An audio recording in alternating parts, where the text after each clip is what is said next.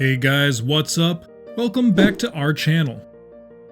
But before we start, I want you to hit that red subscribe button so that you never miss out on any of our videos.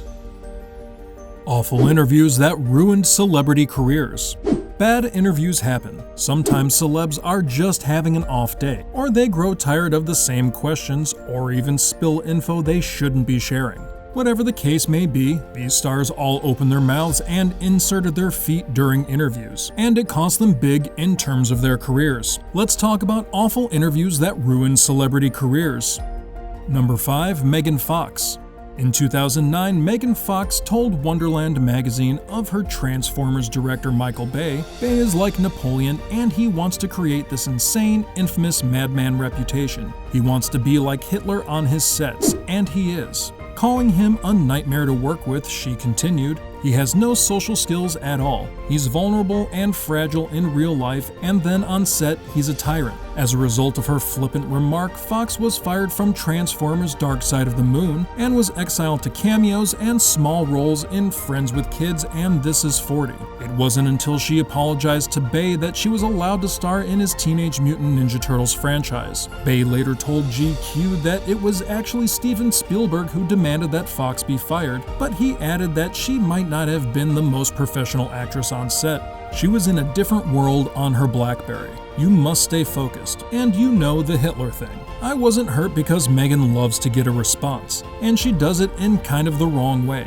He then added, "I'm sorry, Megan. I'm sorry I made you work 12 hours. I'm sorry that I'm making you show up on time. Movies are not always warm and fuzzy."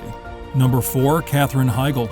The movie Knocked Up put Katherine Heigl on the map, and the movie was well received by everyone but Heigl, it seemed. In January 2008's Vanity Fair, Heigl griped that the movie was a little unfair. She said that all of this stuff paints women as shrews, as humorless and uptight, and it paints the men as lovable, goofy, fun-loving guys. According to her, it exaggerated the characters, and she had a hard time with it. She also said that she is playing such a bad person. Why is she such a killjoy? The only thing she was getting offended by was that why women have been portrayed in such a negative way. That comment, combined with her remarks about the writing in Grey's Anatomy, as well as her reputation for being difficult to work with, led the actress to bit parts and a cat litter commercial before she failed State of Affairs and Doubt. Heigl later lamented to Howard Stern that Vanity Fair published only a portion of her knocked up remarks. Number 3. John Mayer.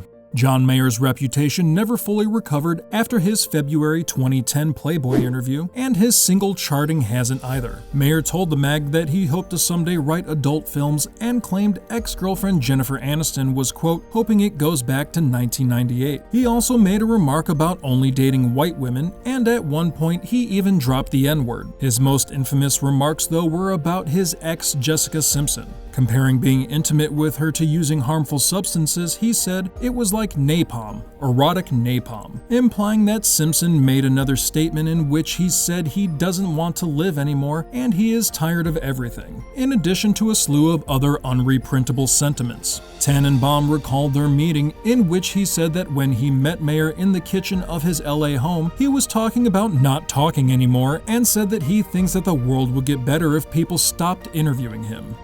Number 2. R. Kelly. Journalist Touré interviewed R. Kelly in 2008, just as the singer was starting to get heat for his alleged predilection for young girls. In their sit-down, Touré asked the singer outright if he liked teenage girls, to which Kelly replied, "When you say teenage, how old are we talking?" Kelly then nodded but denied being attracted to anyone. He quoted it as illegal. When Touré asked about the concerns raised by Kelly's manager and his brother regarding his interactions with young girls, Kelly responded that unfortunately people who don't work for me say that I'm interested in teenage girls, so there is no need to listen to rubbish things like this, which makes no sense.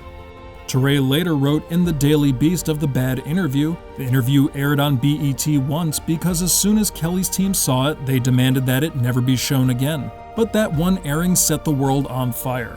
It's crazy to have Aziz Ansari do a bit where he's talking about R. Kelly and you. First question, the guy goes, "Now Robert, are you attracted to teenage girls?" R. Kelly goes, "Define teenage." And number 1, Paula Abdul.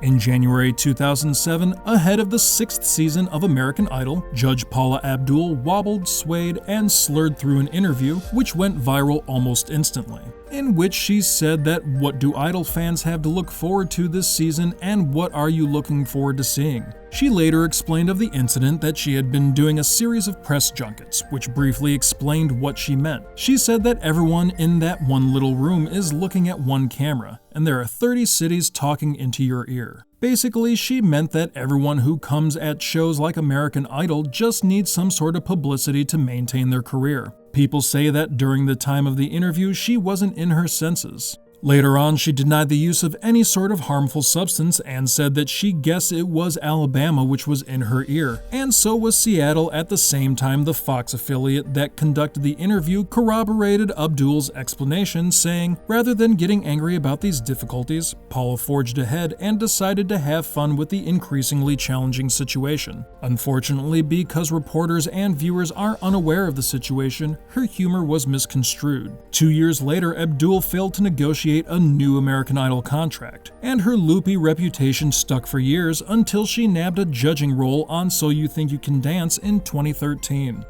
All these conversations went really controversial, which led to a lot of celebrities facing a lot of criticism. These conversations cost all of them a lot in the form of losing their career. All these interviews got viral in a couple of hours. It literally gives me goosebumps whenever I watch these interviews.